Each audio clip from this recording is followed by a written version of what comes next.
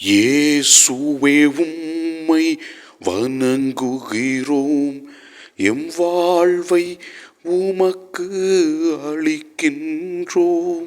தாயாம் திரு அவை இன்று ஆண்டவரின் திருக்காட்சி திருவிழாவை சிறப்பிக்கிறது. ஆண்டவரே இயேசுவே, நீர் இந்த உலகத்தின் அரசராக பிறந்திருக்கிறீர். உலகில் உள்ள அனைத்து மக்களையும் கடவுளின் அன்பால் நிரப்ப நீர் இந்த உலகத்திற்கு வந்தீர். அனைத்து மக்களும் ஆண்டவரை அனுபவிக்க நீர் உதவினீர். உம்முடைய அன்பு செயல்களுக்காக நன்றி சொல்லி உம்மை ஆராதிக்கின்றோம். முதல் வாசகத்திலே நாம் பார்க்கின்றோம் எவ்வாறு பிற இனத்து மக்கள் ஆண்டவரை, கடவுளை உணர்ந்து கடவுளின் பால் ஈர்க்கப் பெறுவார்கள் என்றும், ஆண்டவர் எவ்வாறு அவர்களுக்கு அருளை கொடுப்பார் என்றும் விளக்குகிறது.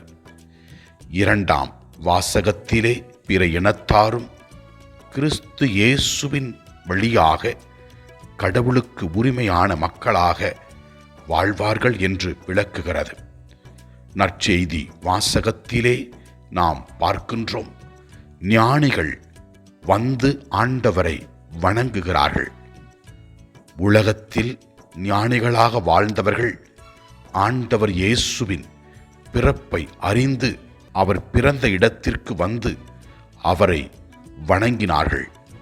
இதன் மூலமாக கடவுள் வெளிப்படுத்துகின்ற உண்மை என்னவென்றால், ஆண்டவர் இயேசு கிறிஸ்து இந்த உலகத்தின் அரசராக இருக்கின்றார் என்றும், ஞானிகளுக்கெல்லாம் ஞானியாக, அரசர்களுக்கெல்லாம் அரசராக என்றென்றும் ஆட்சி செய்வார் என்றும் விளக்குகிறது.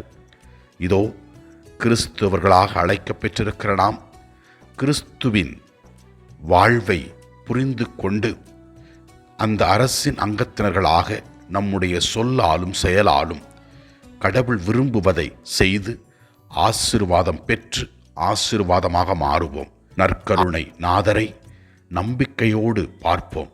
அவரால் ஆகாதது ஒன்றுமில்லை.